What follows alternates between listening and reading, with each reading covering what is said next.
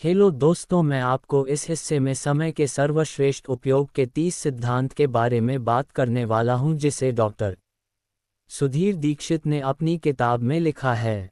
इस भाग में हम 6वें नियम के बारे में बात करेंगे। तो आइए शुरू करते हैं चौथे नियम से। समय के सर्वश्रेष्ठ उपयोग का चौथा सिद्धांत, यात्रा के समय का अधिकतम उपयोग करें। हर सफल व्यक्ति अपने 24 घंटों में ज़्यादा से ज़्यादा उपयोगी काम करना चाहता है। उसकी पूरी दिनचर्या ही समय के सर्वश्रेष्ठ उपयोग पर केंद्रित होती है। माइक मर्डॉक ने कहा भी है, आपके भविष्य का रहस्य आपकी दिनचर्या में छिपा हुआ कोप है। यात्रा आपकी दिनचर्या का एक महत्वपूर्ण हिस्सा है। आज हर व्यक्ति बहुत सी यात्राएं करता है, जिनमें उसका बहुत समय लगता है। फर्क सिर्फ इतना होता है कि जहां आम व्यक्ति यात्रा के समय में हाथ पर हाथ धरकर बैठता है, वहीं सफल व्यक्ति अपने बहुमूल्य समय का अधिकतम उपयोग करता है। इसलिए समय के सर्वश्रेष्ठ उपयोग का चौथा सिद्धांत है, यात्रा के समय का अधिकतम उपयोग करें। महात्मा गांधी यात्रा करते समय नींद लेते थे ताकि वे तरोताज़ा हो सकें। नेपोलियन जब सेना के साथ युद्ध करने जाते थे तो रास्ते में पत्र लिखकर अपने समय का सदुपयोग करते थे। एडिसन अपने समय की बर्बादी को लेकर इतने सचेत थे कि किशोरावस्था में जब वे रेल में यात्रा करते थे तो अपने प्रयोगों में जुटे रहते थे। माइक्रोसॉफ्ट के संस्थापक बिल गेट्स यात्रा के दौरान मोबाइल पर ज़रूरी बातें करके इस सिद्धांत पर अमल करते हैं। बिल गेट्स ने तो एक बार अपने गराज में अफ्रीका का नक्शा टांग दिया था ताकि जब वे अपनी कार का इग्निशन बंद करें तो उनके कीमती सेकंड बर्बाद न हो, बल्कि उनका कुछ उपयोग हो जाए। समय को लेकर सभी सफल लोग सतर्क रहते हैं, क्योंकि वे जानते हैं कि समय बड़ा बलवान होता है और इसके सदुपयोग से ही सफलता संभव है। आप और हम भी अपनी यात्रा के समय का लाभ उठा सकते हैं।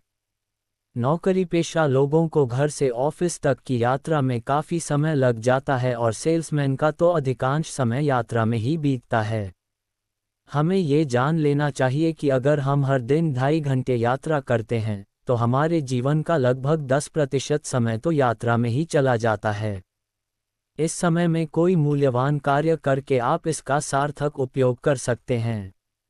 देखिए, यात्रा के दौरान ज़्यादातर लोग या तो मोबाइल पर गाने सुनते हैं या फिर अखबार पढ़ते हैं या गपशप करते रहते हैं। वे यह नहीं जानते कि इस दौरान प्रेरक पुस्तकें पढ़कर, शैक्षणिक टेप सुनकर या कोई अन्य महत्वपूर्ण काम करके वे अपने लक्ष्य तक ज़्यादा तेज़ी से पहुंच सकते हैं। अध्ययनों से पता चला है कि आमतौर पर सेल्समैन का 45% कामकाजी समय यात्रा में गुजरता है। जाहिर है, जो सेल्समैन यात्रा के समय का बेहतर उपयोग करना सीख लेता है, वह अपने साथियों की तुलना में ज़्यादा सफल होता है। इंतज़ार करना किसी को अच्छा नहीं लगता, परंतु कई बार हमें मजबूरन किसी व्यक्ति या बस ट्रेन का इंतज़ार करना पड़ता है। इसलिए हमारे पास ऐसे छुटपुट कामों की सूची होनी चाहिए जिन्हें हम इंतज़ार करते समय निपटा सकें। यदि हमारे ब्रीफकेस में छुटपुट काम तैयार रहते हैं तो हमें इंतज़ार में कष्ट भी नहीं होगा और हमारा काम भी हो जाएगा। मशहूर ब्रिटिश एस्ट्रोफिजिसिस्ट हरमेन बॉन्डी को इतनी ज़्यादा यात्राएं करनी पड़ती थीं कि वे यात्राओं के दौरान अपने ऑफिस का काम निपटा लेते थे। एक बार तो जब एक यूरोपीय हवाई अड्डे पर उनकी हवाई उड़ान में विलंब हुआ तो उन्होंने उस समय का सदुपयोग करते हुए एक रिसर्च पेपर लिख डाला। इसे कहते हैं यात्रा के समय का सदुपयोग। जब आपके मन में किसी काम को करने की प्रबल इच्छा होती है तो समय निकल ही आता है। फ्रेडरिक नीत्शे की बात याद रखें, जब किसी मनुष्य के पास रखने के लिए ज़्यादा सामान होता है तो दिन की पोशाक में 100 जेबें होती हैं। समय का ध्यान रखेंगे तो समय भी आपका ध्यान रखेगा। समय के सर्वश्रेष्ठ उपयोग का 5वां सिद्धांत, काम सौंपना, डेलीगेशन सीखें। कोई भी इंसान सब कुछ नहीं कर सकता। बहरहाल, कई लोग हर काम खुद करने और जाहिर है वे असफल होते हैं की कोशिश करते हैं।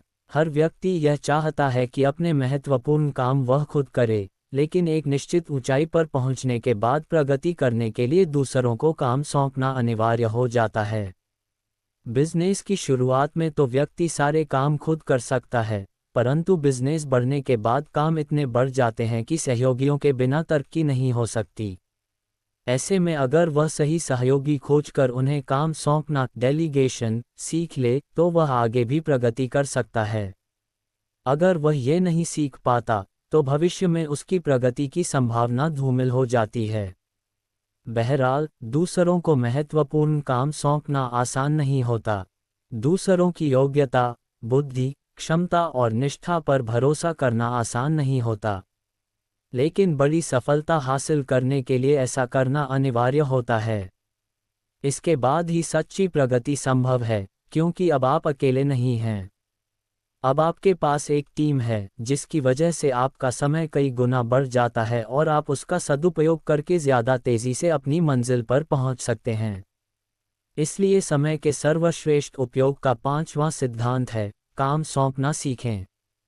ज़्यादातर लोगों के साथ एक बड़ी समस्या यह है कि वे हर काम खुद करने की कोशिश करते हैं। वे दूसरों को काम नहीं सौंपना चाहते, क्योंकि उन्हें लगता है, मैं इसे ज़्यादा अच्छी तरह से कर सकता हूँ, या मैं इसे दूसरों से ज़्यादा जल्दी कर सकता हूँ।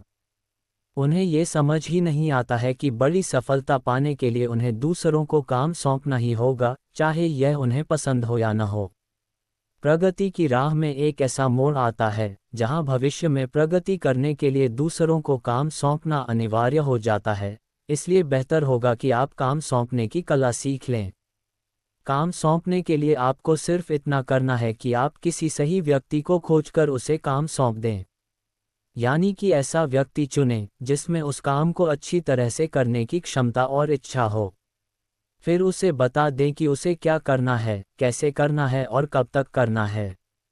इसके बाद आप सौंपे गए काम और उसके पूर्ण होने की तारीख को अपनी डायरी में लिख लें। डेलीगेशन या काम सौंपने का तरीका इतना ही आसान है।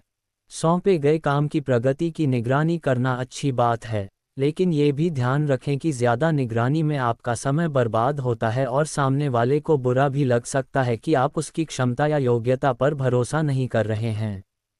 काम सौंपने की कला में निपुण होने के लिए सिर्फ 2 चीज़ों की ज़रूरत होती है, ये पता लगाना कि कौन से काम सौंपे जा सकते हैं और किसे। बस इतनी सावधानी बरतें कि अति गोपनीय या अत्यंत महत्वपूर्ण काम दूसरों को सौंपने के बजाय खुद करें। समय के सर्वश्रेष्ठ उपयोग का 6वां सिद्धांत, पेरेटो के 20/80 के नियम को जानें। पेरेटो का 20/80 का नियम समय के सर्वश्रेष्ठ उपयोग के लिए बहुत महत्वपूर्ण है, क्योंकि इसे जानने के बाद हम समय का बेहतर उपयोग कर सकते हैं। पेरेटो के अनुसार आपकी 20% प्राथमिकताएं आपको 80% परिणाम देंगी, बशर्ते आप अपनी शीर्षस्थ 20% प्राथमिकताओं पर अपना समय, ऊर्जा, धन और कर्मचारी लगाएं। यानी हमें अपने 80% परिणाम 20% समय से मिलते हैं। इसका यह अर्थ भी है कि हमारे समय का अधिकांश हिस्सा, यानी 80%, सिर्फ 20% परिणाम हासिल करने में बर्बाद होता है। यदि हम अपने समय का सर्वश्रेष्ठ उपयोग करना चाहते हैं, तो यह आवश्यक है कि हम उस 20% सार्थक समय का पता लगाएं और जहां तक संभव हो, उसे बर्बाद होने से बचाएं। यही नहीं, हमें उस 80% समय का भी पता लगाना चाहिए, जिसमें हम सिर्फ 20% परिणाम ही हासिल कर पाते हैं। ऐसा करने पर हम अपने सार्थक समय के अनुपात को बढ़ा सकते हैं और निरर्थक समय को कम कर सकते हैं। योजना बनाते समय पेरेटो के 20/80 के नियम का पालन करने से आपकी सफलता में आशातीत वृद्धि होती है, क्योंकि इससे आप यह महत्वपूर्ण तथ्य जान जाते हैं कि कौन सा समय आपकी सफलता में कितना योगदान दे रहा है। इसलिए समय के सर्वश्रेष्ठ उपयोग का 6वां सिद्धांत है, पेरेटो के 20/80 के नियम को जानें।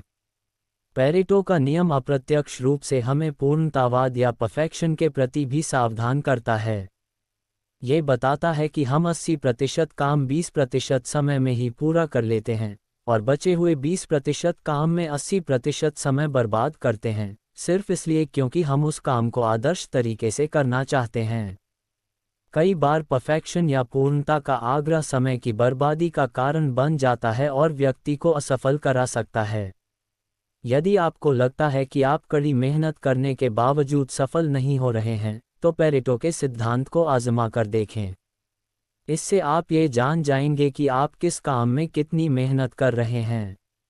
देखिए, वास्तविक संसार में यह महत्वपूर्ण नहीं होता कि आप कितनी कड़ी मेहनत करते हैं, महत्वपूर्ण तो ये होता है कि आप कितनी बुद्धिमानी या चतुराई से मेहनत करते हैं। ये पता लगाना सफलता के लिए बहुत ज़रूरी है कि आप अपने लक्ष्य का पीछा करने में कितना समय लगा रहे हैं और छोटे छोटे कामों में कितना समय बर्बाद कर रहे हैं। अक्सर ऐसा होता है कि हम अपना समय छोटे छोटे कामों में लगा देते हैं। हम ये सोचते हैं कि पहले आसान और छोटे काम निपटा लें, इसके बाद आराम से अपने महत्वपूर्ण या बड़े काम निपटा लेंगे।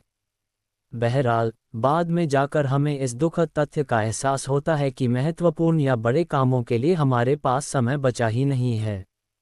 यदि आप पेरेटो के सिद्धांत को याद रखेंगे, तो ऐसा कभी नहीं होगा।